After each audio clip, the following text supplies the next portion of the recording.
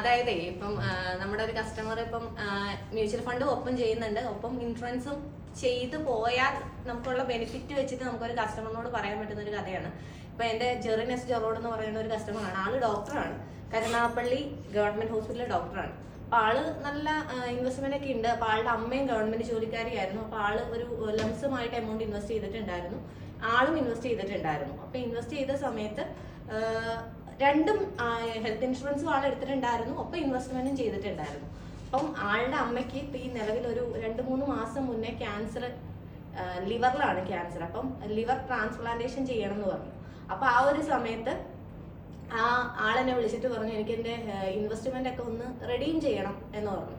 അപ്പൊ റെഡീം ചെയ്യണം എന്ന് പറഞ്ഞപ്പോൾ ഞാൻ ആദ്യം പറഞ്ഞ കേസ് മറ്റേ ലോൺ, നമ്മുടെ മ്യൂച്വൽ ഫണ്ട് പ്ലഡ്ജ് ചെയ്യണ കാര്യം പറഞ്ഞു. അപ്പോൾ പ്ലഡ്ജ് ചെയ്യണ കാര്യം പറഞ്ഞപ്പോഴത്തേക്കും ആള് അതിന്റെ ഇൻട്രസ്റ്റ് ഒക്കെ വിളിച്ച് ചോദിച്ചു.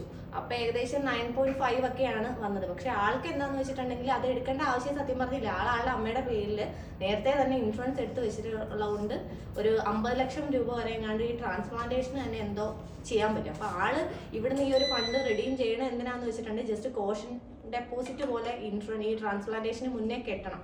അപ്പൊ ആൾക്ക് ആ ഒരു അന്നാള് ഇൻവെസ്റ്റ്മെന്റ് ചെയ്തതിന്റെ ഒപ്പം തന്നെ ഈ ഹെൽത്ത് ഇൻഷുറൻസും സൈഡിൽ എടുത്തുകൊണ്ട് എന്ത് പറ്റി, ഇപ്പൊ ആളുടെ ഇൻവെസ്റ്റ്മെന്റിൽ നിന്ന് ഒരു 8-9 ലക്ഷം രൂപ മാത്രം ഈ കോഷൻ ഡെപ്പോസിറ്റ് കെട്ടാൻ വേണ്ടി മാത്രം എടുത്താൽ മതി.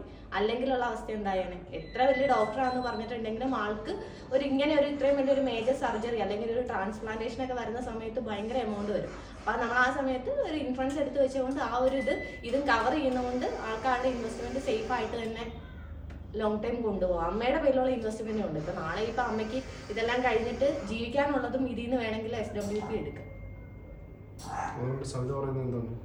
നമ്മള് ഇൻവെസ്റ്റ്മെന്റും ഹെൽത്ത് ഇൻഷുറൻസും അതേപോലെ നമ്മള് ചെറുപ്പക്കാര് ടേമും എടുത്ത് വെക്കുക. എല്ലാവരും